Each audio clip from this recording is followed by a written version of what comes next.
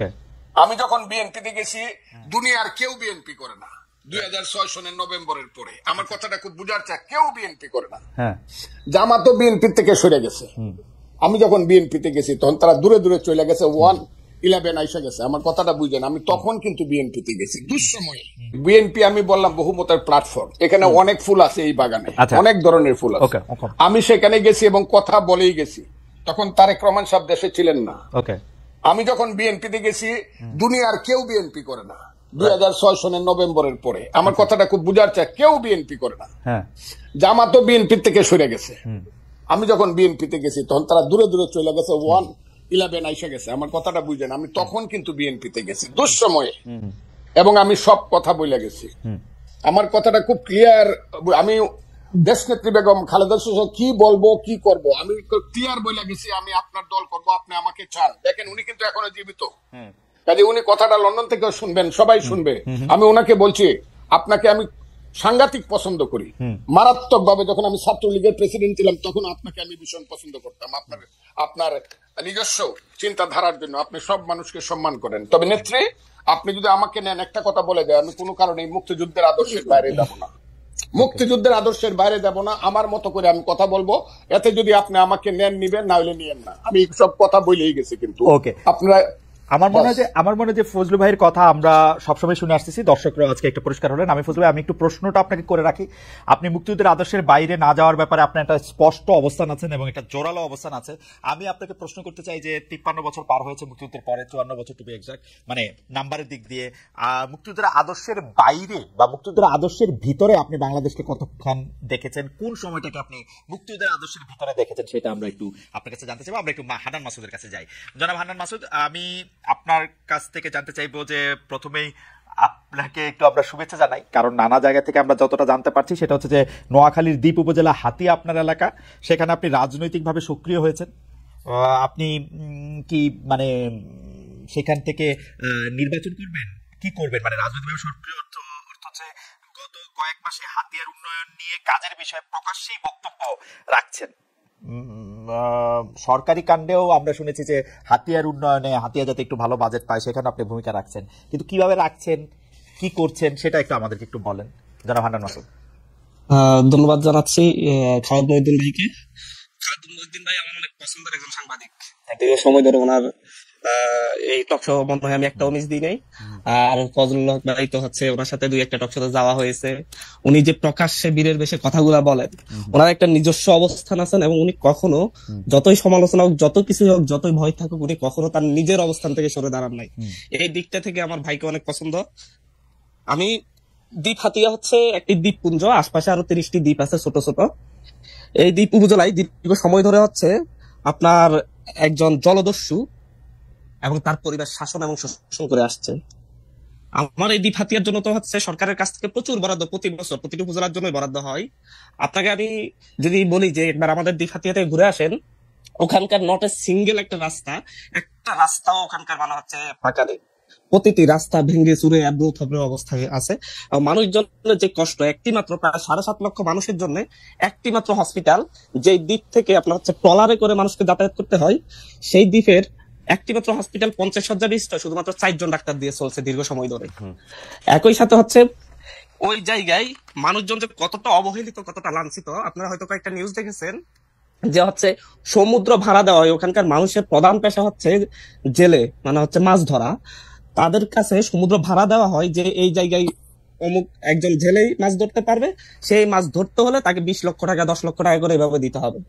এর আগে এই কাজটা করতে হচ্ছে সেই জলদস্যু, উনি এটা চালু করে এসেছেন। মাসুদ, যদি একটু অনুমতি দেন, মানে আপনি ধরেন বাংলাদেশের সব জায়গায় এরকমটা তো চলেই আসছে, সেটা আমি বাদ দেই। আমি আসলে জানতে চাই যে এই সরকারি কাণ্ডে হাতিয়ার উন্নয়নে আপনি কিভাবে ভূমিকা রাখছেন, মানে আপনার এটা ভালো বলতে আপনার লুকাস স্ট্যান্ডার্ডটা কি, মানে আপনি ওই এলাকার আমি অবশ্যই বলি, আমি হচ্ছি দ্বীপ উপজেলা, হাতিয়া উপজেলার একজন মানুষ, হাতিয়ার একজন নাগরিক, এবং হচ্ছে ওখান থেকে আমি উঠে আসা, মানে ন্যাশনালি একটু পরিচিতি পাওয়া একজন মানুষ।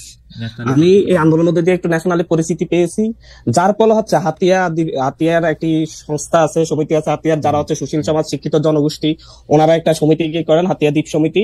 তো ওনারা সহ আমরা বিভিন্ন জায়গায় একটা টিম আকারে বিভিন্ন বিভিন্ন উপদেষ্টার কাছে, বিভিন্ন কাছে আমরা যাই, যাতে আমাদের হাতিয়ার জন্য এটা প্রয়োজন। এবং আমি ব্যক্তিগত জায়গা থেকে যদি কখনো কারোর সাথে দেখা হয়, আমি নিজেও বলি আমি হাতিয়া থেকে ইলেকশন করার চিন্তা ভাবনা রেখেছি, যদি হাতিয়ার মানুষ এখন যেভাবে আমাকে আগ্রহ ভরে ছাড়ছে, কারণ দীর্ঘ সময় ধরে হাতিয়ার মানুষ কাউকে পাই নাই তাদের পাশে।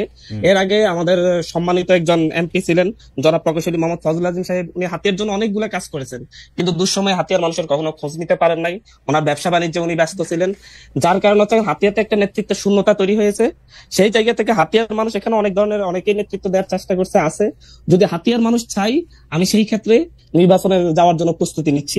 তবে তার আগে আমরা অন্তত হাতিয়ার মানুষের যে দুর্দশাটা, আমার যে ন্যাশনাল পরিস্থিতি হয়েছে, যে জাতীয় পরিস্থিতিটা আছে, এটাকে কাজে লাগিয়ে আমি চাই যে হচ্ছে নির্বাচন হবে পরের বিষয়, তার আগে আমি যেন হাতিয়ার মানুষের স্বাস্থ্য সেবা, যাতায়াতের যে অবস্থা, এগুলার একটা পরিবর্তন আনতে চাচ্ছি। জাতীয় পরিচিতি নিয়ে আপনাকে একটু আপনার নজরে নিশ্চয়ই এসেছে, আমি একটু আপনার নজরে আনি যে অনুসন্ধানী সাংবাদিক জনাব জুলকারনাইন সায়ের তার ফেসবুক পোস্টে লিখেছেন, নিজের এলাকা হাতিয়ায় এমন আচরণ করছে, আপনার কথা, যে যেন শেখ হাসিনা সরকারকে সে একাই পতন ঘটিয়েছে। এমন সংবাদও পেয়েছি যে সে টাকার বিনিময়ে ছাত্রলীগ ও আওয়ামী লীগের কর্মীদের পুনর্বাসন করছে। খুবই বিশ্বাসযোগ্য কিছু মানুষ, আমি তার কোটেশনের মধ্যে রাখছি, আমাকে জানিয়েছেন সরকারি টেন্ডার পাইয়ে দিয়ে সে বিপুল পরিমাণ টাকা বানাচ্ছে। তারপরও আমি এসব ছোটখাটো কর্মকাণ্ড নিয়ে কিছু লিখতে চাইনি। একটু কি আপনি বলবেন যে না, জুলকারনাইন সাহেব ভাই আমার একজন সম্মানিত মানুষ, আমি ওনাকে শ্রদ্ধা করি। আন্দোলনের সময়ে ওনার সাথে অনেকবার যোগাযোগ হয়েছে, উনি অনেকগুলো অভিযোগ এনেছেন। ওনার সাথে আমার পরবর্তীতে কথা হয়েছে, উনি অনেকের কাছে শুনেছেন। আমি ওনাকে বলেছি যে হচ্ছে ভাই, আপনি আপনার যে ইন্টেলিজেন্স কিংবা অনুসন্ধানী লোকজন আছে ওনাদেরকে পাঠান, হাতিয়াতে দেখে আসুক আসলে হাতিয়াতে আওয়ামী লীগকে কারা পুনর্বাসিত করছে, আর হচ্ছে কিভাবে আওয়ামী লীগের বিরুদ্ধে আমার অবস্থান নিয়েছি। এবং একই সাথে হাতিয়া উপজেলায় এই যে সিএনজি স্ট্যান্ড থেকে চাঁদাবাজি করে প্রতিটা জায়গা থেকে, হাতিয়া এটা বন্ধ। ঘাট কেন্দ্রিক চাঁদাবাজি সেটা হাতিয়াতে বন্ধ, শুধুমাত্র আমার এই শক্ত স্ট্যান্ডের কারণে সম্ভব হয়েছে। না হয় বাংলাদেশের প্রতিটি জায়গায় যে পরিমাণ চাঁদাবাজি হচ্ছে আওয়ামী লীগ যাওয়ার পরে অন্য দল, সেটা হাতিয়াতে চলমান। এবং এই ক্ষেত্রে যদি হচ্ছে প্রতিবাদ করার মতো কেউ থাকলে, ভাই আমি একটু শেষ করি, প্রতিবাদ করার মতো কেউ না থাকলে তাহলে এটা খুব ভালোভাবে চলতে থাকে। হচ্ছে প্রতিবাদের ভাষা একটু রূঢ় হয়, যেহেতু আমি প্রতিবাদ করছি সেহেতু অনেকের কাছে এটা মনে হতে পারে যে হচ্ছে যে ও একটু রূঢ় ভাষায় কথা বলছে, ও একটু হচ্ছে নিজেকে। আমার প্রশ্নটা শুনেন, আপনি তো হাতিয়ার নাগরিক বা হাতিয়ার সন্তান, আগেও ছিলেন পরেও আছেন, মানে 5 আগস্টের আগেও ছিলেন, 5 আগস্টের পরেও আছেন। সেই সময় যে কাজগুলি চলতেছিল, ধরেন চাঁদাবাজি চলতেছিল, সেগুলি তো আপনি তখন বন্ধ করতে পারেন নাই বা চান নাই নাকি? চেয়েছিলেন? না, আমরা তখনও চেয়েছি, কিন্তু আমাদের সেই ধরনের স্ট্যান্ডটা নিতে পারি নাই। কারণ হচ্ছে এখন যে নিতে পারতেছেন এর কারণ বলছিল, এখন নিতে পারতেছেন এর কারণ হচ্ছে ন্যাশনাল পরিস্থিতির কারণে। এই যে আমাদের বিভিন্ন বিশ্ববিদ্যালয়ের আমাদের যে পাবলিক বিশ্ববিদ্যালয়ের যে শিক্ষার্থীরা আছে, তারা আমাকে পুরোপুরি সাপোর্ট দিচ্ছে, এবং হচ্ছে তারা বিভিন্ন যে সামাজিক সংগঠনগুলো আছে তারা আমাদের সাথে এসে একসাথে দাঁড়াচ্ছে। কারণ তারা এখন সাহস পাচ্ছে যে হচ্ছে কেউ একজন অন্তত হচ্ছে আমাদের সামনে থেকে নেতৃত্ব দিয়ে প্রতিবাদ করার লোক আছে। আগে আগে আগে আগে এই সমর্থনটা আপনি পান নাই, তাই তো? জি জি জি, অবশ্যই। এর আগে আপনি একটা জিনিস লক্ষ্য করবেন, আমাদের উপজেলাতে আমি বলবো, মানে হচ্ছে আমাদের এই হাতিয়া উপজেলাতে আমি কয়েকটা বিষয়ে প্রতিবাদ করতে গিয়ে এর আগে লাঞ্ছিত হয়েছি, ঘাট কেন্দ্রিক প্রতিবাদ করতে গিয়ে লাঞ্ছিত হয়েছি। মানে এমন স্টুডেন্ট অবস্থায় আমি প্রতিটি ক্ষেত্রে প্রতিবাদ করতাম আমার জায়গা থেকে। এমনকি এক পর্যায়ে আমার জীবন হুমকির মুখে পড়ার কারণে আমার বাবা বলছিল তুমি আপাতত বাড়িতে আইসো না, তোমাকে বিপদে ফেলতে হবে। ওকে, পরিষ্কার। আমি জনাব হান্নান মাসুদ একটু এই পর্যায়ে একটু শেষ কথা বলি। সরকার, আপনি যখন এইসব প্রতিবাদ করতে যান, চাঁদাবাজি বন্ধ করতে যান, তখন সরকারি লোকজন আপনার সঙ্গে থাকে, পুলিশ, অ্যাডমিনিস্ট্রেশনের লোকজন? দেখেন হচ্ছে, যদি আমি একটা জিনিস একটা জায়গায় খুব স্পষ্ট করে বলছি, যখন একটা ভালো কোনো কাজ করতে যাবেন তখন যদি হচ্ছে প্রশাসনকে যদি বোঝাতে পারেন যে এটা আসলে ভালো কাজ, তারা আসলে সেই ক্ষেত্রে তাদের নৈতিক জায়গা থেকে অনেক ক্ষেত্রে সমর্থন দেয়। একটা উদাহরণ বলতে চাই, এখানে দীর্ঘ সময় ধরে গত 16 বছর ধরে আমাদের নদী ভাঙ্গন জনিত কারণে যারা তাদের ঘর বাড়ি হারিয়েছে তাদের জন্য সরকারিভাবে ভূমি বন্দোবস্ত দেওয়া হয়, বিভিন্ন দাগ কেন্দ্রিক বিভিন্ন এরিয়া ভিত্তিক। সেই ভূমি এটা বিএনপি আমলে মানে এর আগে জনাব ফজলুল আজিম সাহেব এমপি ছিলেন, ওনার আমলে বন্দোবস্ত হয়েছে। কিন্তু হচ্ছে এটা আওয়ামী লীগ বিএনপি দুইটা ভাগাভাগি করে সাধারণ মানুষগুলাকে কিন্তু হচ্ছে এই ভূমিগুলো বুঝিয়ে দেয় নাই। কিন্তু গভর্নমেন্টের জায়গায় এই বিষয়টা ছিল যে হচ্ছে গভর্নমেন্ট কিন্তু হচ্ছে যখন বুঝিয়ে দেয়, হিসাব করে যে এই জায়গায় আছে ধরে নিয়েই বুঝিয়ে দেয়। কিন্তু আমাদের এই জায়গায় 16 বছর যাবত কাউকে সেই জায়গায় যেতে দেওয়া হয় নাই। যখন এই বিষয়টা নিয়ে আমি হাসান আরিফ স্যারের সাথে একদিন কথা বলেছিলাম, তার মানে এই জায়গায় হচ্ছে মানুষ প্রশাসন খুব সাহসী ভূমিকা রেখে তারা এই জায়গায় হেল্প করে মানুষজনকে জমিগুলো বুঝিয়ে দিচ্ছে। রাইট, জনমান আপনার কখনো এরকম সন্দেহ হয় নাই যে এখন যেহেতু প্রশাসনে বা সরকারে আপনার বন্ধু বান্ধবরা আছেন সেহেতু আপনার জন্য কাজটা সহজ হচ্ছে? না, আমি সেটা মনে করছি না। আমি মনে করছি প্রশাসনে যেহেতু এখন প্রশাসনে এবং সরকারে যেহেতু এখন আওয়ামী ফ্যাসিস্টের দোসর গুলা নেই, সেহেতু হচ্ছে এখন যেহেতু দেশপ্রেমিক অধিকাংশ দেশপ্রেমিক মানুষ আছে, সেই ক্ষেত্রে দেশের যে কোনো ভালো কাজের জন্য তারা সহযোগিতা করছে এবং আমাদের জন্য এটা ভালো হচ্ছে। ধরেন এখন বিএনপি ক্ষমতায় থাকলেও আপনারা প্রশাসনকে এরকম বুঝাতে পারতেন, এরকম মনে করতেন? আমি একটা জিনিস মনে করি, বিএনপি ক্ষমতায় থাকলেও যদি আমাদের সাবেক এমপি ফজলুল আজিম সাহেব উনি যদি এমপি হতেন, উনি নিজে এগুলো অনেকগুলো উনি নিজেও সমাধান করতে পারতেন, কারণ উনি অত্যন্ত মানুষকে ভালোবেসে অনেকগুলো কাজ করে গিয়েছেন। এটা আমরা ওনাকে এখনো এই জন্য শ্রদ্ধা করি। ফ্যান্টাস্টিক মাসুদ ভাই, আপনাকে ধন্যবাদ। আমি একটু আবার জনাব ফজলুর রহমান ভাইয়ের কাছে আসি। ফজলুল ভাই, আমি আপনার প্রায় সব অনুষ্ঠান দেখি, গত 2, 3, 4 বছর ধরে আপনার কথাবার্তা আমি শুনি। আপনার কাছে কি কখনো মনে হয় ফজলুল ভাই এই সরকার ক্ষমতা আসার পরে আপনি ওদের উপরে একটু বেশি ক্রিটিক্যাল? কারণ আপনি যে কথাগুলি, মানে আমি যে কথাগুলির জায়গায় এটা আসতেছিলাম যে স্বাধীনতার, আপনি প্রায় বলেন একজন মুক্তিযোদ্ধা হিসেবে আপনার এই দিন দেখতে হবে, এটা আপনার কোনদিন ভাবতে হয় না। একজন মুক্তিযোদ্ধা হিসেবে আওয়ামী লীগের 15 বছর আপনি কেমনে দেখলেন ফজলুল ভাই? আপনি সংবিধানের মূলনীতির কথা বলেন, আওয়ামী লীগ সংবিধানের কুল মূলনীতিটা মানছে, এই গণতন্ত্র, সমাজতন্ত্র, ধর্মনিরপেক্ষতা, জাতীয়তাবাদ। কোন সংবিধান দেখা বাংলাদেশটা পরিচালিত হয়েছে? ভোট হোক, যাই হোক। কিন্তু যদি আপনি তুলনামূলক জায়গা থেকেও বলেন, আপনি বিএনপির জায়গা থেকেও আপনার আমি প্রশ্ন করতে পারি যে বিএনপির আমলে কোন বাংলাদেশের কোন সাংবিধানিক মূলনীতি রক্ষা করা হয়েছে? বিচার বিভাগে হত্যা কোনটা বন্ধ হয়েছে? কিন্তু এই সরকারের সময় এসে আপনি এত বেশি হতাশ কেন হয়ে পড়লেন? আপনাকে অসংখ্য ধন্যবাদ। আমি আমার সেই ভাইয়ের কথা, মাসুদের কথা শুনছিলাম। জীবনে কোনোদিন হতাশ হই নাই। এই বাংলাটা আমার ব্যাপারে ব্যবহার করবেন না, আমি কোনো হতাশ মানুষ না। আমি আপনাকে অনুরোধ করব এই বাংলাটা কেউ যাতে আমার ব্যাপারে ব্যবহার না করে। 1, 2 নম্বর হলো, আমি এই সরকারের বিরুদ্ধে ক্রিটিক্যাল। এই সরকার যারা আনছে আমি এখনো চ্যালেঞ্জ করছি। গত 10 বছর, আমি 15 বছর আওয়ামী লীগ সরকারের বিরুদ্ধে আমি যা করছি, আমি যা বলছি, আমার নামে যে রাষ্ট্রদ্রোহ মামলা হয়েছে, আমাকে যে আমেরিকাতে নির্বাসনে রাখা হয়েছে, আমাকে যে জেলে রাখা হয়েছে, এই আমি 10 বছর বাড়িতে যেতে পারি নাই, মা বাবার কবর জিয়ারত করতে পারি নাই হাসিনা সরকারের সমালোচনা করার কারণে। আমি যতবার হাসিনা সরকারকে ফ্যাসিস্ট বলছি, ফ্যাসিস্ট বা যে শব্দটা, এটাই আমি প্রথম এস্টাবলিশ করছি সবার আগে। আমি একটা কথা সবসময় বলি, what Bengal things today, rest of India things tomorrow. Gokhale নামে একজন মহান ব্যক্তি এই কথাটা বলেছিলেন। আমি একটা বলতে চাই, আমি ওই দিন জনসভায় বলছি যে আমি যা বলি তার অনেক দিন পরে অনেকে সেই কথাটা বলে। এই সরকার ক্ষমতায় আসার পিছনে, ক্ষমতায় বলবো না, দায়িত্ব পাওয়ার আসার পিছনে আমারও অনেক বেশি প্রচেষ্টা আছে, জীবন মৃত্যুর খেলা আছে। আমার ছেলেগুলো রাত্র 3টার সময় বাইরে হয়ে গেছে, খুঁজে পাইনি, 5 দিন বাসায় আসে না। এগুলো আমরা মাঠেও ছিলাম, বক্তব্য ছিলাম। ফ্রান্স বিপ্লব যে হয়েছে, বিপ্লবের কয়জন নেতার নাম আপনি বলতে পারবেন? কিন্তু ভলটেয়ার, রুশো, যারা ফিলোসফিক্যালি মানুষকে উদ্বুদ্ধ করছে, তাদের নাম বলতে পারবেন। এই দেশে যারা হাসিনা বিরুদ্ধে আদর্শগতভাবে মানুষকে উদ্বুদ্ধ করছে, আমি দাবি করি তার মধ্যে আমি শুধু একজন না, সবার মধ্যে আমি অন্যতম। আর বেশি বললাম না, বললে আবার নিজের ব্যাপারে বেশি ডুল পিটানো হয়। আমি প্রত্যেকদিন বলতাম আমার ওয়াইফকে, যে কোনো সময় আমি মরতে পারি, তুমি বিধবা হইতে পারো, ছেলেরা এতিম হইতে পারে, ভয় পাইবা না। এইসব কথা আমি আপনাকে বলি। আওয়ামী লীগের বিরুদ্ধে আমি যে ফাইট, আওয়ামী লীগ মানে 15 বছর হাসিনার বিরুদ্ধে, 15 বছর না, 96 সন থেকে শেখ হাসিনার বিরুদ্ধে। আমার 3টা ইলেকশন শেখ হাসিনা লুট করে নিছে। আব্দুল হামিদ আমার সঙ্গে 2টা ইলেকশনে ফেল করছে, তারপর আমাকে ডিক্লেয়ার করে নাই। আমি স্বতন্ত্র ইলেকশনে 96 সনে আব্দুল হামিদের চেয়ে 5200 ভোট বেশি পাস করছিলাম। 96 এর ভোটটা গণলে এখনো প্রমাণিত হবে। আমি আওয়ামী লীগের প্রতি আমি এখন বলতেছি যে আওয়ামী লীগের লিখতে 10 বছর সময় লাগবে। আপনি কি শুনছেন আমার এই বাক্যটা? কতদিন যাবত শুনছেন আপনি নিজে বলেন। আওয়ামী লীগের বলতে বলছি, আমি বলছি আওয়ামী লীগের হাইব্রিডটা। প্রথমত শেখ হাসিনা নিঃশর্ত শুধু ক্ষমা না, কি ক্ষমা চাইতে হবে যদি বাংলার মানুষ ক্ষমা না করে? আওয়ামী লীগের এই হাইব্রিড যারা কোনোদিনই দেশে পলিটিক্স করতে পারবে না। এই কথাটা আমি বলছি, প্রতিদিন বলতেছি, এখনো বলছি। এখন আমি বলতেছি সরকারের বিরুদ্ধে আমি না, কিন্তু সরকারের কর্মকাণ্ডের বিরুদ্ধে। আমি ইউনূস সাহেব যেদিন হয়েছে, আমি ইউনূস সাহেব সম্পর্কে যা বলছি, মাসুদ কেন, আপনি কেন বাংলাদেশের কেউ বলতে পারবেন আমি ইউনূস সাহেবকে কি বলছি? শুনেন না আমি কি বলছি? 100 বছরের মধ্যে এমন সুসন্তান বাংলায় জন্মগ্রহণ করে নাই। বাঙালি মুসলমানের মধ্যে তিনি সুসন্তান যিনি নোবেল প্রাইজ দেন, এগুলো আমি বলছি। আমি 8 তারিখে রাত্র 9:30 উনি যখন শপথ নেন বঙ্গভবনে, আমি সবচেয়ে জোরে হাততালি দিছি।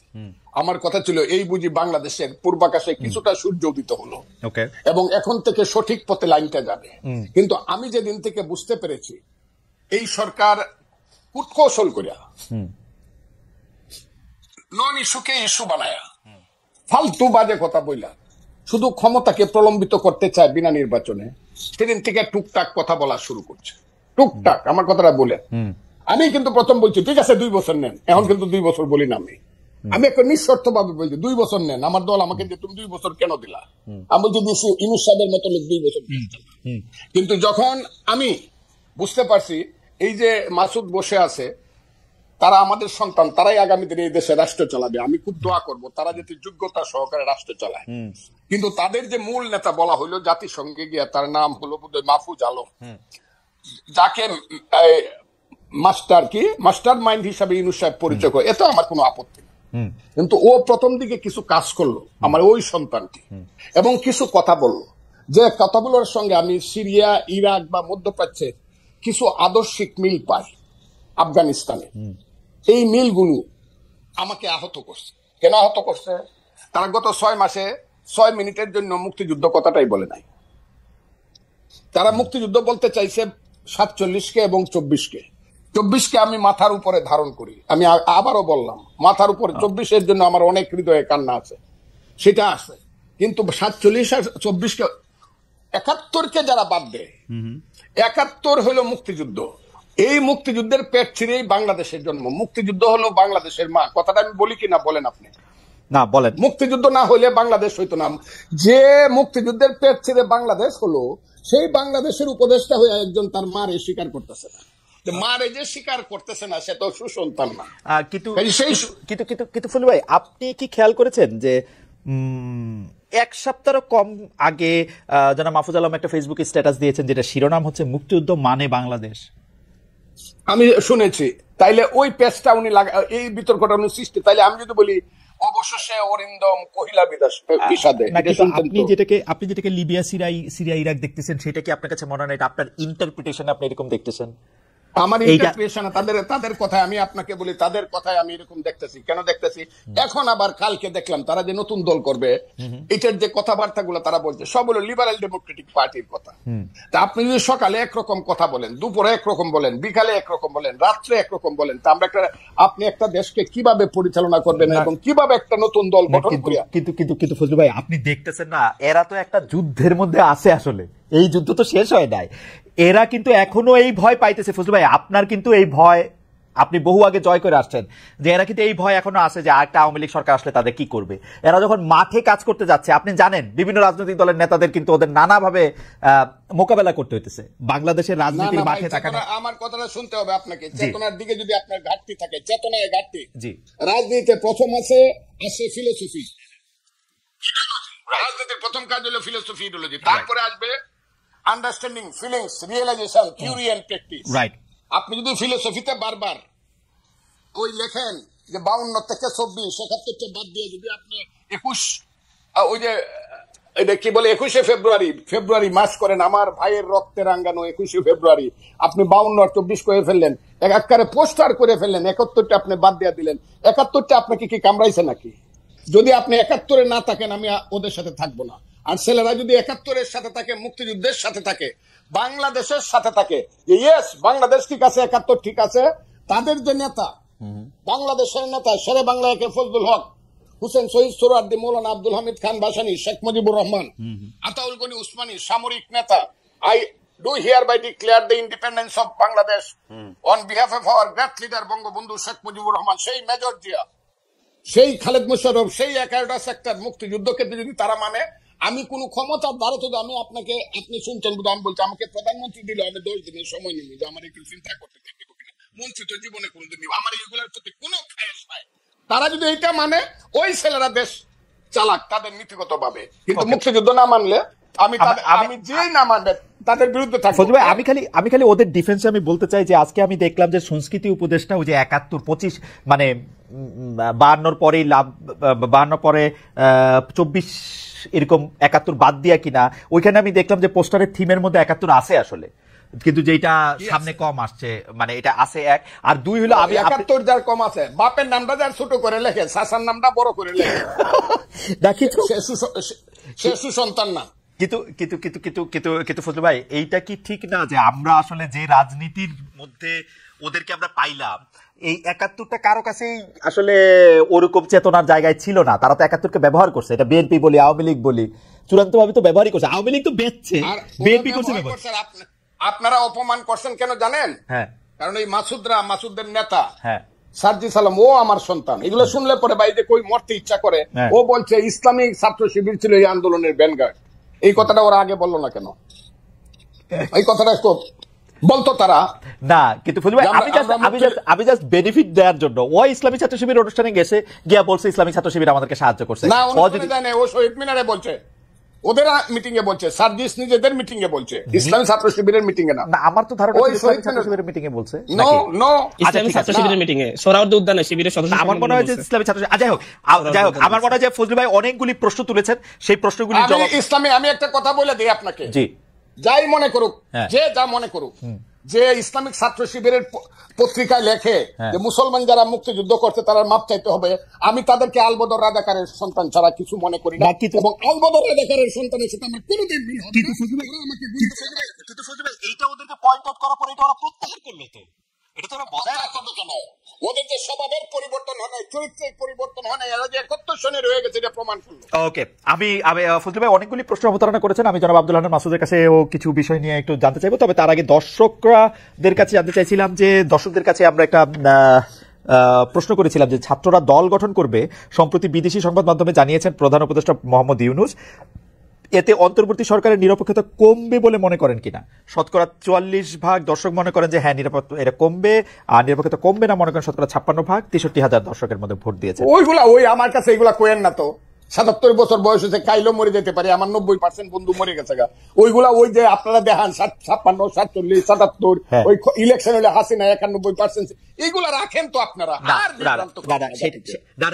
আর বিভ্রান্ত আমি বললাম তো, ইউনূস সাহেব এই কথাটা বইলা উনি যে আমি কতদিন বলছি যে 10 জন প্রধানমন্ত্রীকে জোড়া দিয়ে যত লম্বা হয় তার চেয়ে বেশি লম্বা ইউনূস সাহেব, এই কথাটা কে বলছে বাংলাদেশে? এটা আমি বলছি, আমি সারা ফজলুর রহমান সারা নতুন কথা বাংলাদেশে বলার মানুষ খুব কম না, কিন্তু এটাকে আপনি রিয়েলি মিন করেন যে 10 জন প্রধানমন্ত্রী জোড়া দিলে ডক্টর ইউনূস তার চেয়ে বড়? আমি মনে করি এই যে তৃতীয় বিশ্বের 10 জন প্রধানমন্ত্রী,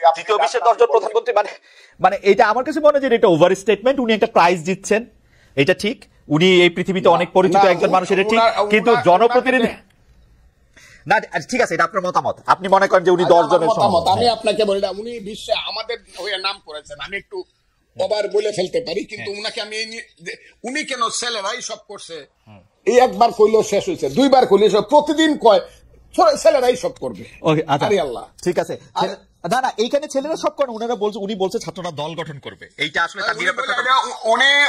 আপনি তো প্রশ্নটা শুনেন নাই মনে ফজলু ভাই, বেশিরভাগ লোক মানে 44% লোক 63,000-এর মধ্যে বলছে উনি নিরপেক্ষতা হারাইছে, এই কথা বললেন। এটা আপনি বলেন, আমি মনে করি শুভবুদ্ধি সম্পন্ন যারা চেতনা সম্পন্ন লোক বেশিরভাগই মনে করবে যে এই কথাটা ওনার ঠিক আছে, কেন বলবেন? ঠিক আছে, জনাব আব্দুল হান্নান মাসুদ স্পেসিফিকলি প্রশ্ন করেছেন, এবং এটি আসলে ফজলু ভাই অনেকদিন ধরে বলে আসছেন, যারা স্বাধীনতার চেতনার সাথে নাই, যারা 1971 সালকে অপমান করতে চায়, যারা বিভিন্ন জায়গায় বিভিন্ন বিষয় দেখেছে, তাদের সাথে উনি নাই। আপনার একটু কথা আমরা শুনতে চাই জনাব আব্দুল হান্নান মাসুদ। না, ফজলু ভাই অনেক সুন্দর কথা বলেন, মুক্তিযুদ্ধের যে আকাঙ্ক্ষা সেটাকে আমরাও ধারণ করি, লালন করি, তো ওনারা আমাদের বাবার বয়সী। আমি ভাইয়ের কথা যখন শুনছিলাম তখন আমি আমার জাতীয় আইডি কার্ডের কথা মনে পড়লো যে সেখানে আমার নামটা একটু মোটা অক্ষরে লেখা, আমার বাবা আর মায়ের নামটা একটু ছোট অক্ষরে লেখা। আর হচ্ছে যখন আমি একটু বড় হয়েছি, আমার বাবা মা আমাকে নিয়ে গর্বই করে যে আমার ছেলে এটা হয়েছে, ছেলের পরিচয়টা দিতে ভালো বেশি পছন্দ করে। সুতরাং সেই ক্ষেত্রে আমি তো ভাবছিলাম যে ফজলু ভাইয়েরাও আমাদের সন্তানদের পরিচয় দিতে একটু গর্ববোধ করবে বেশি, যে হচ্ছে না ছেলেদের নামটা একটু বড়। ঠিক আছে, আমরা সন্তানদের গর্বই বোধ করি। এখন 71-এর বিষয়টা হচ্ছে আমরা 71-কে নিয়ে সেই আমরা আমাদের 3রা আগস্ট, 4 আগস্ট, 5ই আগস্ট যখন আমরা হচ্ছে আপনার চ্যানেল 24 আমরা বসেছিলাম, সেখানে আমরা বলেছি যে 47 হচ্ছে আমাদের আজাদি, 71 আমাদের মুক্তি, 24 আমাদের অস্তিত্ব। আমরা 47-এ ব্রিটিশদের থেকে আজাদি পেয়েছি, 71-এ এসে পাকিস্তানি শোষকদের কাছ থেকে মুক্তি পেয়েছি, 24-এ আমরা ভারতীয় যে আগ্রাসন সেটা থেকে নিজেদের অস্তিত্ব রক্ষা করেছি। জনাব মাসুদ, আমাদের কাছে কোনোটাই মূল্যহীন নয়। জি জনাব মাসুদ, ছোট করে একটু জানতে চাই, মূল্যহীন কোনোটাই নয় সেটা তো অবশ্যই, কিন্তু মানে আপনাদের কাছে তিনটাই একই রকম, তাই তো? না, আমাদের কাছে তিনটাকেই আমরা একই, হ্যাঁ আমরা তিনটাকে একই রকম মনে করি। তবে হচ্ছে 24 সবচেয়ে বেশি ভালো, 24 অবশ্যই বেশি, 71 গুরুত্ব, না সেটা বলছি না, 71 গুরুত্ব সবচাইতে বেশি, কারণ এখানে অনেক বেশি মানুষকে জীবন দিতে হয়েছে, দীর্ঘ একটি লড়াই হয়েছে যে কোনো কিছুর চাইতে, এর জন্য 71-কে আমরা অবশ্যই বেশি গুরুত্ব দিচ্ছি। ফজলু ভাইয়ের কয়েকটা বিষয়ে আমার কথা বলতে হচ্ছে আজকে। ফজলু ভাই যখন বলছিলেন যে হচ্ছে আল বদর, যারা ভাইয়ের সমালোচনা করে তারা রাজাকার আল বদরের সন্তান, তবে আমি এই কথাটাকে, ঠিক এই স্পেসিফিক কথাটাকে শেখ হাসিনার সাথে এবং হচ্ছে আওয়ামী লীগের সেই টোনের সাথে আমি একই রকম মিল পেয়েছি। একই কথা, একই ভাষায় আওয়ামী লীগের সমালোচনা করলে, মুক্তিযুদ্ধের সমালোচনা করলে, মানে আওয়ামী লীগের সমালোচনা করলে মুক্তিযুদ্ধের সমালোচনা হয়ে যায়, এবং হচ্ছে তারা রাজাকার আল বদরের সন্তান হয়ে যায়। স্বাধীনতার 54 বছর পরে মাসুদ ভাই একটা ছোট করে, ফজলু ভাই যে কথাগুলি বলেন, মানে এটা শেখ হাসিনার ক্ষেত্রে খুবই সত্য। আমরা যখন শেখ হাসিনাকে বলতাম যে দুর্নীতি করতেছে, উনি বলতো রাজাকারের সন্তান। আমরা যখন বলতাম শেখ হাসিনা ইলেকশন ঠিক মতো দিতেছে না, উনি বলতো রাজাকারের সন্তান, বা জামাত শিবির ট্যাগ দিত। ফজলু ভাইয়ের কোন কথাকে আপনি এরকম করে বলতে পারেন যে এই ফজলু ভাই এই দুর্নীতি করছে বা ইলেকশন আটকাইছে? ফজলু ভাই স্পেসিফিকলি বাংলাদেশের স্বাধীনতার জায়গাটাকে একটা জায়গায় নিতে চাচ্ছে। আমি স্পেসিফিক্যালি বলছি যে হচ্ছে উনি বলেছেন যে হচ্ছে যারা ওনাকে আওয়ামী লীগের এজেন্ট বলে, এটা তো সমালোচনা যে কেউ করতে পারে, এক একজনের মতামত এক এক ধরনের থাকতে পারে, আমি সেটা মনে করি না।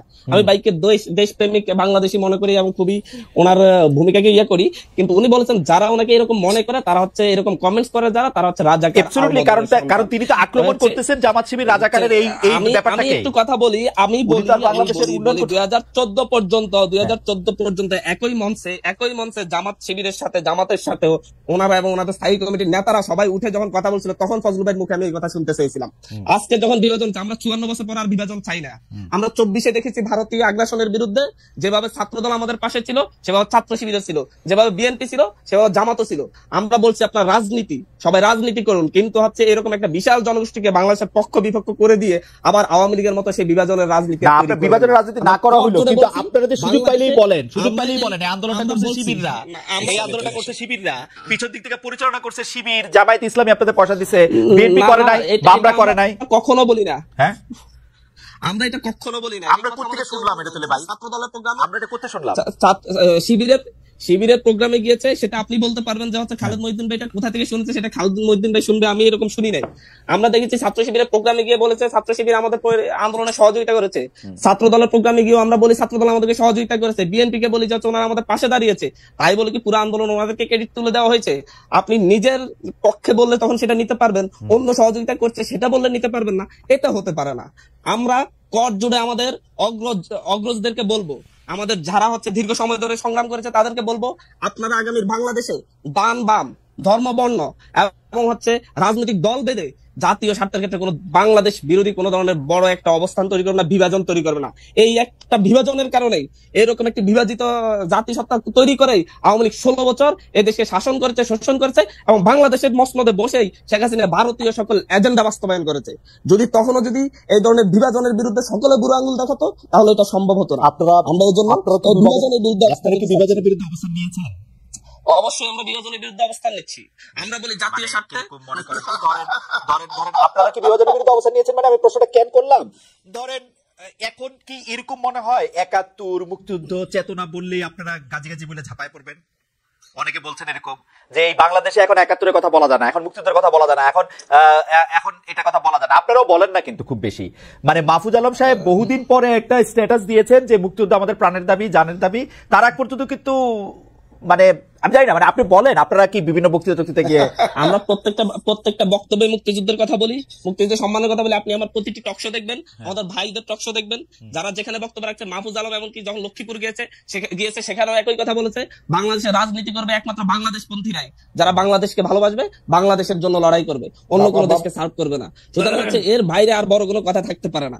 আমরা এখানে একতার কথা বলি, একটা জাতীয় স্বার্থে একতার কথা বলি। বিভাজন থেকে যেই বিভাজন শেখ হাসিনা মুক্তিযুদ্ধের পক্ষ বিপক্ষ বলে তৈরি করেছিল, স্বাধীনতার 54 বছর পরে আজকে, ভাই আমাকে 1 মিনিট বলতে দিবেন, স্বাধীনতার 54 বছরে পরে আজকে আইসা বা রাজাকারের সন্তান, আলবদরের সন্তান, স্বাধীনতার পক্ষ বিপক্ষ বলে বিভাজনের আর কোনো সুযোগ নেই। কারণ আমরা যারা স্বাধীনতার 30 বছর পরে, 25 বছর পরে, 20 বছর পরে জন্ম নিয়েছি, আমাদেরকে সেই একটা রাষ্ট্র উপহার দেওয়া হয়েছে, সেখানে মুক্তিযুদ্ধের পক্ষের শক্তি বলে বলে আমাদেরকে একটা ট্রমা সৃষ্টি করা দিয়েছে। মুক্তিযুদ্ধের পক্ষের শক্তি মানে আমি গেস্ট রুমে নির্যাতন করতে পারবো, মুক্তিযুদ্ধের পক্ষের শক্তি মানে আমি ভোট চুরি করতে পারবো, মুক্তিযুদ্ধের পক্ষের শক্তি মানে এক মিনিট হয়েছে এবার আপনার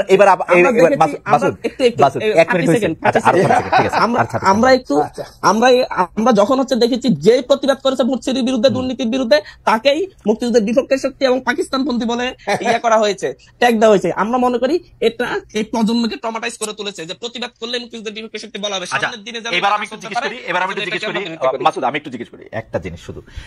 এই কথাটা তো আমরা বলতে চাই যে আমরা শেখ হাসিনা বাংলাদেশের স্বাধীনতা, সংবিধান সবকিছুকে, সকল প্রতিষ্ঠানকে ধ্বংস করছে, একক কর্তৃত্ব প্রকাশ করছে এবং বাংলাদেশকে একটা সিওর মতো চালাইতো, একটা কর্পোরেট জায়গার মতো, কারো কথা টথা কিছু শুনতো না।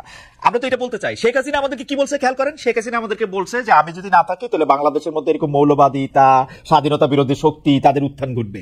আপনারা কি শেখ হাসিনার সেই বক্তব্যকে প্রমাণ করার জন্য উঠে পড়ে লাগছেন? আপনি দেখেন যে এই যে ইসলামী ছাত্র শিবিরের মুখপাত্র হিসাবে একটা কাগজ, সেই কাগজের মধ্যে 1.5 মাস ধরে এটা ছাপা ছিল, কিন্তু যে বাংলাদেশে মুক্তিযুদ্ধেরা ভুল করছে, মুসলমানরা বিপদে গেছে, এটা ছাপা ছিল। এটা নিয়ে প্রতিবাদ হওয়ার পর আমি নিজের কানে ইসলামী ছাত্র শিবিরের সেক্রেটারিকে এটাকে জাস্টিফাই করতে শুনছি, বলছে বিভিন্ন ধরনের মত পথকে নাকি এখানে এক করা হয়েছে। আপনি এটাকে কিভাবে ব্যাখ্যা দিবেন? স্বাধীনতার পক্ষের সাথে শেখ হাসিনার, মানে স্বাধীনতা কি শেখ হাসিনার, মানে এটা কেমনে কমো আমি? এটা শেখ হাসিনার নিজস্ব সম্পত্তি, নিজস্ব সম্পত্তি। দেখেন খালেদ মহিউদ্দিন ভাই, স্বাধীনতার পক্ষের শক্তি আর বিপক্ষের শক্তিকে আপনি কিভাবে সংজ্ঞায়িত করবেন আমি জানি না, কিন্তু আমি সংজ্ঞায়িত করতে গেলে আমি বলবো আহমেদ আফগানি যেটা লিখেছে তাকে সেজন্য শাস্তির মুখোমুখি হওয়া উচিত, এবং এর প্রতিবাদ আমরাও জানিয়েছি।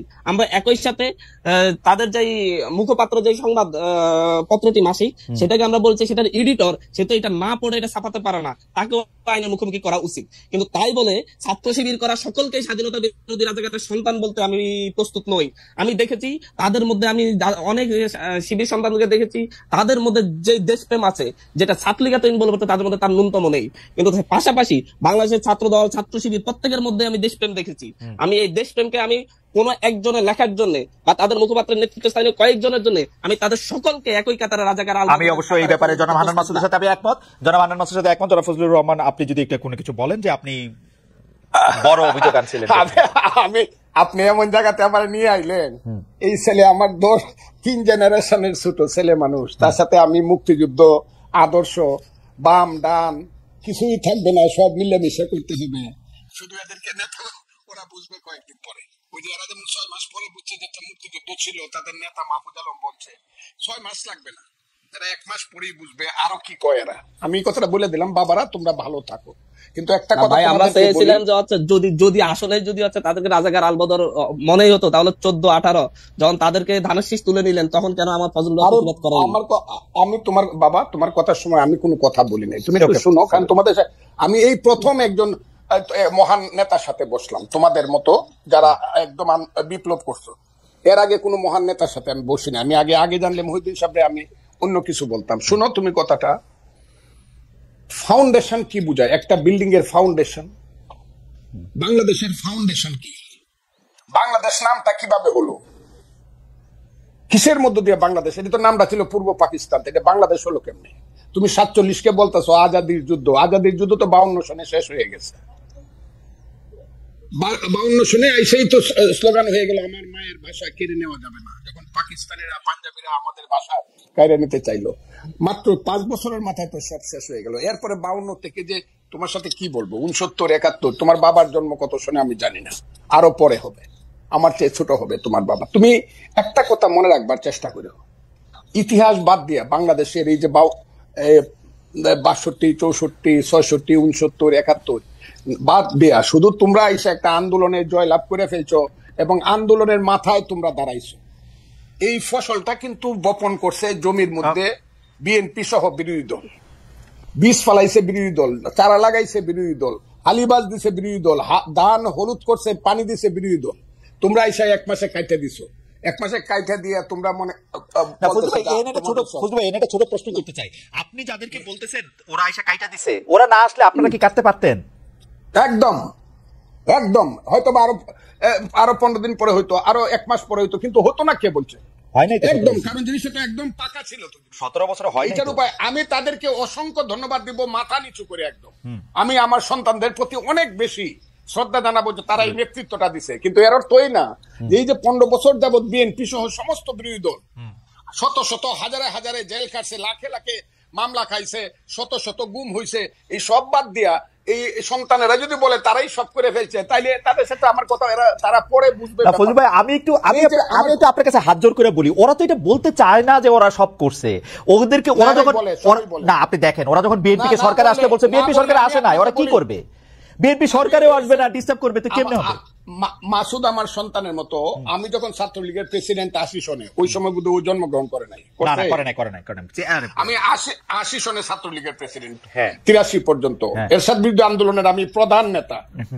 যেদিন জয়নাল, জাফর, মুজাম্মেল, কাঞ্চন, দীপালিসা, আমি প্রধান নেতা, আমি একা বক্তৃতা করছি। এগুলো তো এদেরকে বলে লাভ নাই তো। এইসব কথা তুফাইল আহমদরা কারা, শাহ মুয়াজ্জেমরা কারা, নূরে আলম সিদ্দিকী মুক্তিযুদ্ধ কারা করছে, এরা কি আন্দোলন সংগ্রাম করে?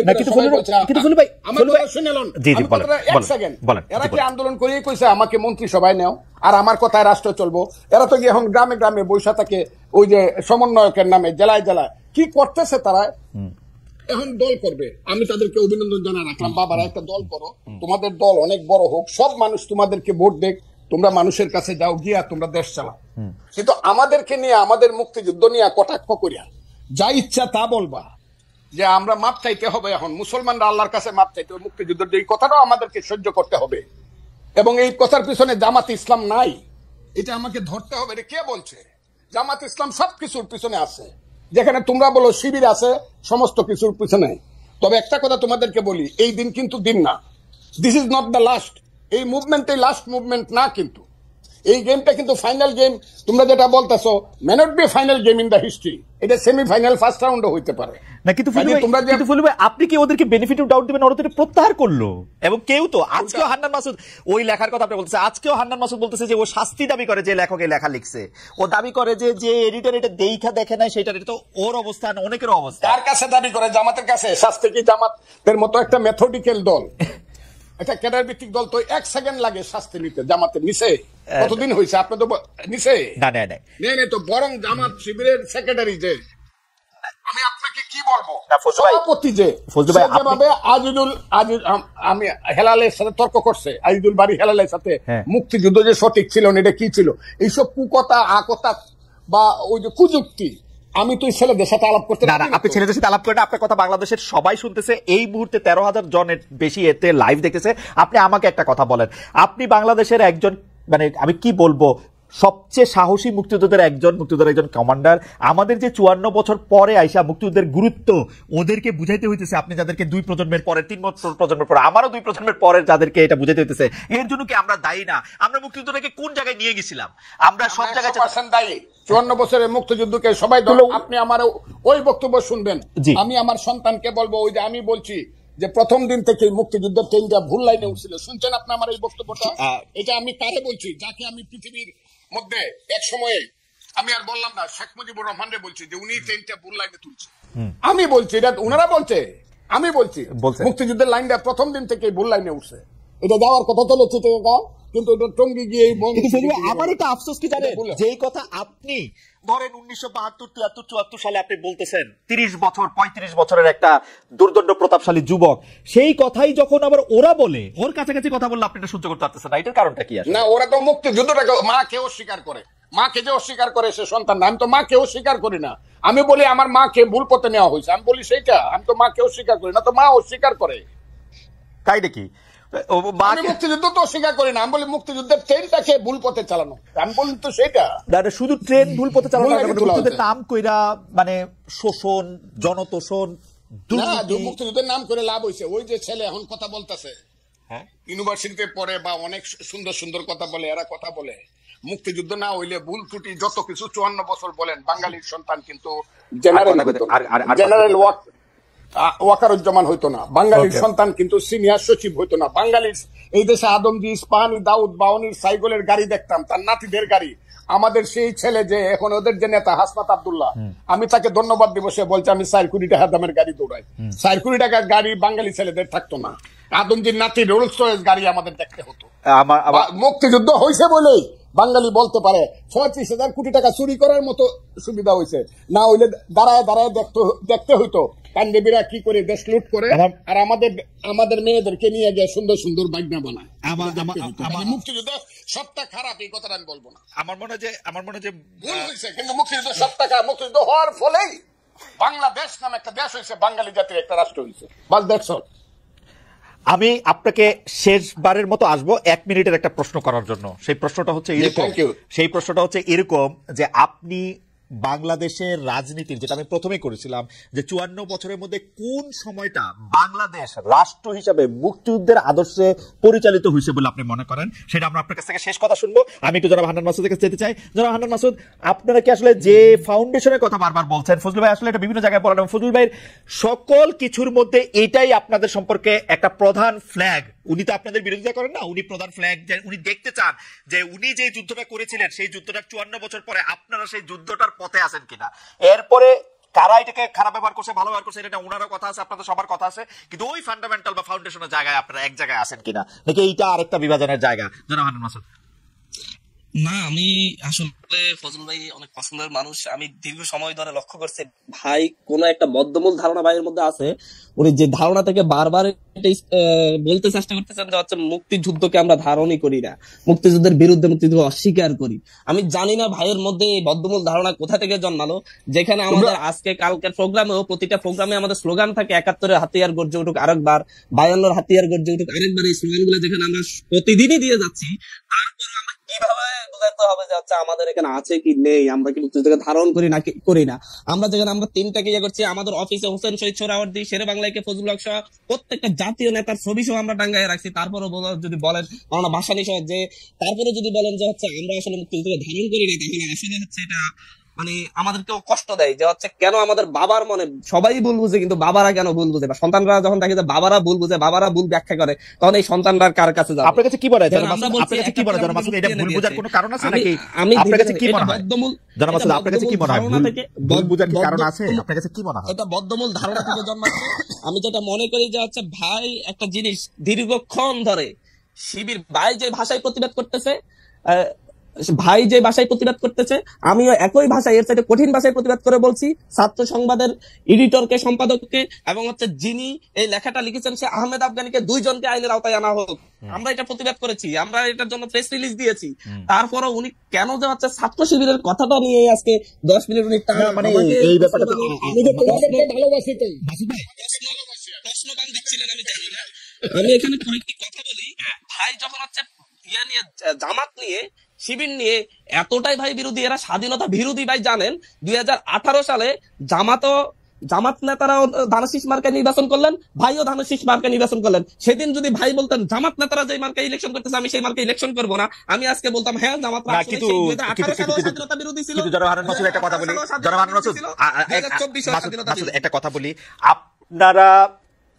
আপনারা তো আমাদের নতুন আলোর, নতুন পথের দিশারি, তাই না?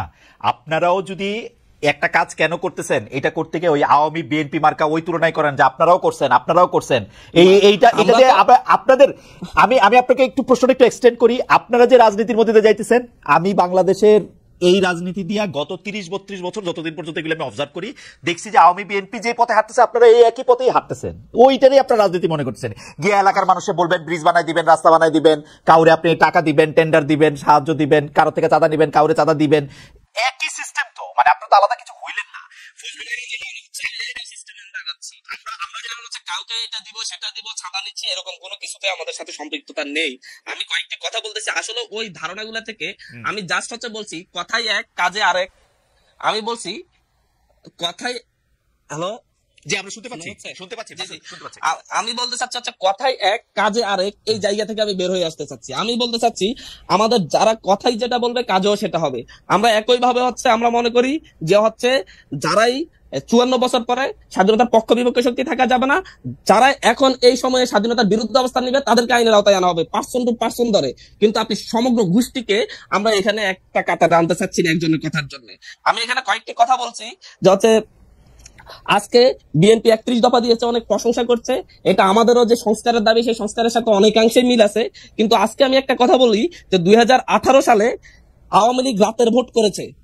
সেই রাতের ভোট করার পরে সেই সংসদে রাতের ভোট বলে সেই সংসদেই বিএনপির নেতারা শপথ গ্রহণ করে প্রায় 4 বছর সংসদে ছিলেন। আমি একটু বলছি আপনারা বিএনপির সমালোচনা কেন করতেছে, মানে বিএনপির কাজের সমালোচনা। আজকে যদি বিএনপি বলে বিএনপি 19 সালে ইলেকশনের পরে সংসদে 5 জন বসে 5 বছর আন্দোলন করার ফলেই 24 সালে এরকম একটা পজিশন হয়েছে, যে পজিশনের মধ্যে আপনি এটা করতে পারছেন। আমি নীতির জায়গা থেকে বলছি, ওনারা কি পজিশন তৈরি করছে আমি জানি না। ভাই বলছেন যা হচ্ছে প্রতিবারই ওনারা বীজ বপন করেন, গাছের চারা লাগান, গাছ বড় হয়, ফসল ফাঁকে, কিন্তু প্রতিবারই একবার ওনারা সেই ফসল কেটে আনতে পারেন নাই। না না, ফসল এইবারই পাকছে। উনি বলছেন ফসল এইবারই পাকছে। ফসল পাকতে 16 বছর লাগে না। সেই 2013 সালে কোন ফসল পাকছে নিশ্চয়ই 16 বছর লাগে। 2013 সালে বেগম জিয়ার বাসার সামনে 2টা করে 4টা টাক সরাতে পারলে সেই দিনই ফসল কেটে ঘরে তোলা যায়। সেটা তো আপনি সেই দিন ঢাকা শহরে এত নেতারা পারে না। আমার মনে হয় যে জনমাসে আপনি কথা শেষ করেন। মানে আন্দোলন হয়েছে, আপনি ফসল না পাকলে কেন আপনি 150 দিন কেন অবরোধ পালন করছেন? তাহলে ফসল না পাকলে কেন আপনি এটা? আমি বলছি যে ফসল কাটার জন্য যে তারুণ্যের শক্তি প্রয়োজন ছিল, সেই তারুণ্য শক্তির সার্ভটা আমরা করতে পেরেছি। আমরা সেই জায়গায় আমাদের মুরব্বীদেরকে কিভাবে ফসলটা কাটতে হবে সেই পরামর্শটা আমরা ওনাদের কাছ থেকে। না না জনামাসুদ, এটাতে আমি শুধু আপনার একটা কথা বলি যে আওয়ামী লীগ কিন্তু কোন রাজনৈতিক সরকারকে কোন রাজনৈতিক আন্দোলনকে মাঠে দাঁড়াতে দিছে কিনা সেটা আপনারা দেখবেন, এবং আপনারা এটা খুব ভালো করে জানেন। আপনারা কিন্তু রাজনৈতিক আন্দোলন করেন নাই রে ভাই, আপনারা কিন্তু রাজনৈতিক আন্দোলন করেন নাই, আপনারা চাকরি আন্দোলন করছেন। রাজনৈতিক আন্দোলন করতেন না না, আমি ওই সময় এর বিরোধিতা করছি। আজকে এখানে যারাই হচ্ছে আমাদের সরকারে আছে এবং আমি সহ আপনি দেখবেন 2024 সালে ভাই একটু বলেন, একটু আমি সহ আমাদের যারা নেতৃবৃন্দ এই আন্দোলনের নেতৃত্ব দিয়েছে, আমরা শুধুমাত্র এই 24-এ এসে এই আন্দোলন করেছি তা না। 28 অক্টোবর পল্টন ময়দানে আমরাও টিয়ার গ্যাস খেয়েছি। 2024 সালের 6 জানুয়ারি ঢাকা শহরে একটা মাত্র মিছিল হয়েছে, সেটা আমাদের নেতৃত্ব হয়েছে আওয়ামী লীগের 7 জানুয়ারি ভোটের বিরুদ্ধে। আমরা সেদিন গণতান্ত্রিক ছাত্র শক্তি সহ, আমাদের তখন একটি সংগঠন ছিল গণতান্ত্রিক ছাত্র শক্তি সহ, বিশ্ববিদ্যালয় আরো কিছু ক্রিয়াশীল সংগঠনকে নিয়ে আমরা সেদিন মার্চ করেছি শাহবাগ অভিমুখে। ওকে, আপনাকে থ্যাংক ইউ, আপনাকে আমি থ্যাংক ইউ। রাজনৈতিক ছিল এবং একই সাথে কোন রাজনৈতিক আন্দোলনে বিএনপি বা হচ্ছে জামাতের কোন রাজনৈতিক আন্দোলনে 2000 মানুষকে হত্যা করা হয়েছে 36 দিনের আন্দোলনে? বাট এই আন্দোলনে করা হয়েছে কারণ এই আন্দোলন সরকার তার চাইতে বেশি শক্তি দিয়ে দমন করার চেষ্টা করেছে। সুতরাং সরকারকে দোষ দিয়ে আওয়ামী লীগ সরকার এটা করেছে, দাঁড়াতে দেয় নাই, সেই প্রশ্ন এখানে একদম প্রশ্নাতীত। কারণ হচ্ছে দিনের বেলা রাস্তায় একটা জটিকা মিছিল করে, রাতের বেলা যে আওয়ামী লীগ নেতাদের বাসায় থাকলে সেই আন্দোলন অবশ্যই।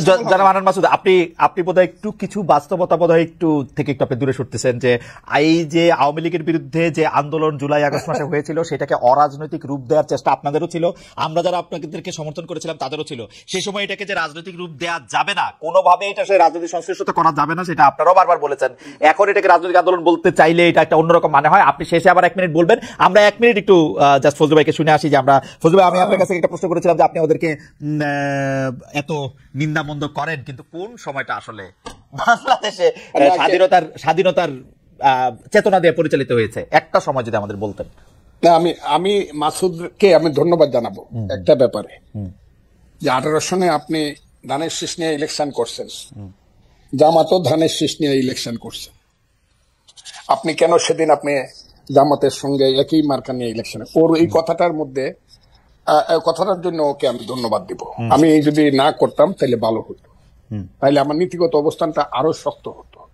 কিন্তু মাসুদকে আমি বলতেছি, ধানের শীষ মার্কাটা কিন্তু জামাতের না, ধানের শীষ মার্কাটা বিএনপির।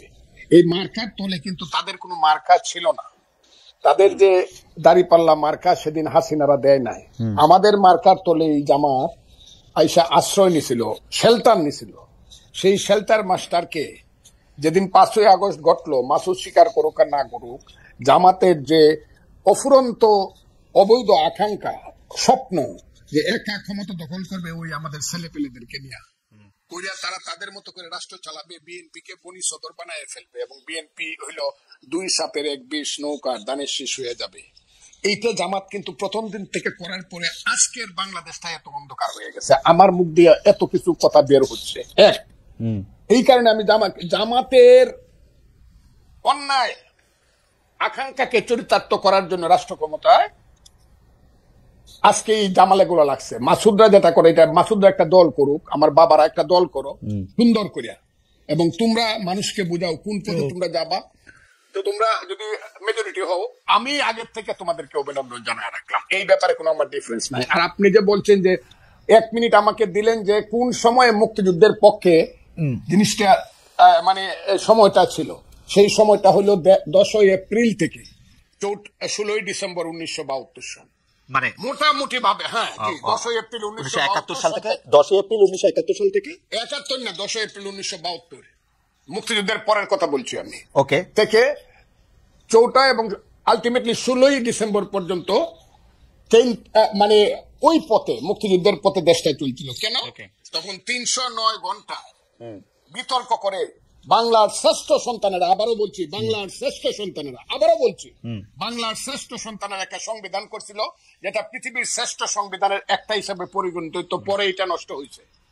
এই সংবিধানটাকে আবার আমার মাসুদ বাবারা এইটা একদম এটা কি বলছে কবর দিয়ে দিতে চায়। বিরোধিতা তো একটু এমনি করে না, শ্রেষ্ঠ ওই সময়টা 16 এর পর থেকে যা হয়েছে, 16ই ডিসেম্বরের পরে 7ই মার্চ আসছে 73 ভোট হয়েছে 39টা সিটে, ওই সরকারের আমলে 39টা সিট।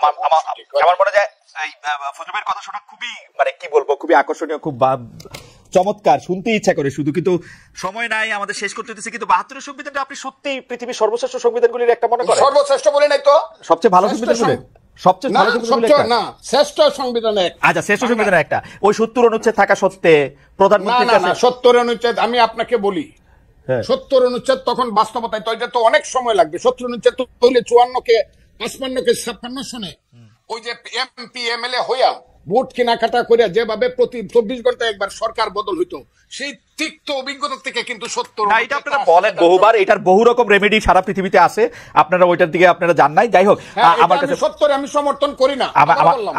আমি 72 সংবিধানে ফজলু, আপনি খালি 72 সংবিধানে আপনার সাথে আমি আলাদা করে একদিন কথা বলবো না। হাওয়েভার আপনি মানে একটু আপনার সাথে কথা বললে তো একটু প্রস্তুতি নিয়ে আসা উচিত, একটু সময় নিয়ে আসা উচিত, সেই জন্য আমি একটু প্রস্তুতি আর সময় নিয়ে 72 সংবিধানটা নিয়ে আপনার সাথে আপনি একদিন কথা বলবো না। কিন্তু ফজলু ভাই একদম চমৎকার ভাবে বলছেন যে উনি মনে করেন বাংলাদেশ মুক্তিযুদ্ধের চেতনার পথে ছিল হচ্ছে 1972 সালের 10ই এপ্রিল থেকে 4 ডিসেম্বর পর্যন্ত, অর্থাৎ যতক্ষণ পর্যন্ত গণপরিষদ 16 ডিসেম্বর, 4 নভেম্বর, হ্যাঁ 16 আপনি 16 ডিসেম্বর পর্যন্ত মনে করতেছেন, তাই তো? বলছি কারণ 16 ডিসেম্বরে গিয়ে এটা কার্যকরী হয়েছে। ওকে, 16 ডিসেম্বর পর্যন্ত কার্যকরী হচ্ছে, আর বাকি সময়টার ক্ষেত্রে তিনি সেটা মনে করেন না। আমরা 1 মিনিটে জনাব আব্দুল হান্নান মাসুদের কাছে শুনবো। জনাব আব্দুল হান্নান মাসুদ, আপনারা একটা নতুন রাজনৈতিক দল যে করতে যাচ্ছেন বা যে দল যে করবেন, সেটা আসলে কোন আদর্শ পরিণত মানে পরিচালিত হবে, আপনি 1 মিনিটে সেটা একটু বলবেন কিনা বা সেটা বলার একটু সময় হবে কিনা? দেখেন হচ্ছে আজকে এখানে বিএনপি যে দলটি, তারেক রহমান বেগম জিয়ার আপসীনতা, তারেক রহমান যে হচ্ছে নির্বাচন যে নেতৃত্ব দিচ্ছেন, সেটাকে কেন্দ্র করে আজও হচ্ছে আমরাও বেগম জিয়ার জন্য বিএনপি কে ভালোবাসি, কিন্তু যখন আমরা বিভিন্ন অঞ্চলে চাঁদাবাজি দেখি তখন আর আমরা ভালোবাসতে পারি না। কিন্তু বেগম জিয়া যতদিন আছেন, যতদিন বেগম জিয়ার এই আপসীনতা আমাদেরকেও পথ দেখিয়েছে, আমরা ওনাকে শ্রদ্ধা করে সবসময় বাংলাদেশের সবার মাথার মনি করে রাখবো। তো এই জায়গা থেকে আজকে আমরা যেই পলিটিক্যাল পার্টিটা করতেছি, আমরা মনে করছি এবং আমরা দেখছি আমাদের এই প্রজন্মকে গতানুগতিক যে রাজনৈতিক ধারা চলে আসছিল, সেই রাজনৈতিক ধারা আমাদেরকে সুস্থ নিরাপদ বাংলাদেশ জন্মস্থান উপহার দিতে পারেনি। আমরা যারা জন্ম নিয়েছি, জন্মের পর থেকে আমরা এখানে অনিরাপদ বাংলাদেশ পেয়েছি এবং আমাদের এখানে রাজনৈতিক এবং হচ্ছে মত প্রকাশের স্বাধীনতাহীনতাই পেয়েছি। আমরা দেখেছি হত্যা, গুম, নির্যাতন। আমরা এর বাইরে থেকে আমরা মনে করি এর জন্য শুধুমাত্র আওয়ামী লীগ দায়ী না, সে 72-এর পরবর্তী সময় থেকে আজ পর্যন্ত যত রাজনৈতিক দলগুলা গড়ে উঠেছে, তার কেউই আমাদের জন্য, নতুন প্রজন্মের জন্য নিরাপদ বাংলাদেশ দিতে পারেনি। পাশাপাশি ফজলুল ভাইয়ের কাছে যদিও হচ্ছে মুক্তিযুদ্ধের পক্ষের মুক্তিযুদ্ধের চেতনা ধরে যে ইয়াটা 72-এর উনি 72-এর 10ই এপ্রিল থেকে 16ই ডিসেম্বর বলেছেন। আমি এই ক্ষেত্রে হয়তো আমার কিছু জানাশোনার ভুল হইতে পারে, ভাইয়ের কথার প্রেক্ষিতে আমার কাছে মনে হচ্ছে বাংলাদেশের মূলত স্বাধীনতার সেই সাম্য, মানবিক মর্যাদা এবং গণতন্ত্রকে প্রতিষ্ঠিত করার যে মূলনীতি ছিল, সেই মূলনীতির ভিত্তিতে বাংলাদেশের স্বাধীনতার পক্ষের যে রাজনীতি চলেছে, মুক্তিযুদ্ধের পক্ষের চেতনাকে ধারণ করে যে রাজনীতি হচ্ছে, সেটা মেজর জিয়ার সেই 4.5 বছর সেটাকে আমি বাংলাদেশের সোনালী যুগ বলে মনে করি আর কি। তো হচ্ছে মেজর জিয়ার মানে জিয়াউর রহমান সাহেব শাসন আমলটাকে আমি বাংলাদেশের স্বর্ণযুগ মনে করি। সেই সময় উনি বাংলাদেশে গণতন্ত্র ফিরিয়ে দিয়েছেন, বাংলাদেশের মানুষকে মানবিক মর্যাদা দিয়েছেন, এই দেশের মানুষের সাথে তিনি মাটি কেটেছেন, এই দেশের মানুষকে ধারণ করেছেন। আমরা সেই রাজনীতিটাই আমরা সামনের দিকে করতে চাচ্ছি, বাংলাদেশের মানুষকে ধারণ করে, খেতে খামারের মানুষদেরকে সাথে নিয়ে আমরা সেই বাংলাদেশের মুক্তিযুদ্ধের যে আদর্শ সেটাকে আমরা ধারণ করে এবং 24-এর যে লক্ষ্য সেটাকে আমরা অর্জনের জন্যই আমরা আমাদের যে রাজনৈতিক দল কাজ করে যাবে। Thank you. হাতিয়া থেকে যদি বিএনপিতে আপনাকে নমিনেশন দেওয়া হয়, ধানেশী সফর করা হয়, তাহলে নেবেন? দেখেন হচ্ছে বেগম জিয়াকে শ্রদ্ধা করি, সেই জায়গা থেকে ওনার প্রতি আমার শ্রদ্ধাবোধ থাকবে, কিন্তু আসলে হচ্ছে আমি চাই যে হচ্ছে আমাদের যে নতুন রাজনৈতিক ব্যবস্থার কথা বলছি, আমরা সেই নতুন রাজনৈতিক ব্যবস্থা গড়ে তুলে সেই ব্যবস্থা হাতিয়ার মাটিতে একটি বীজ বপন করবো, সেই হাতিয়ার মাটি থেকে এটা আমার মনে হয় যে রূপান্তরিত হবে। জনাব হান্নান মাসুদ, আপনাকে অনেক ধন্যবাদ।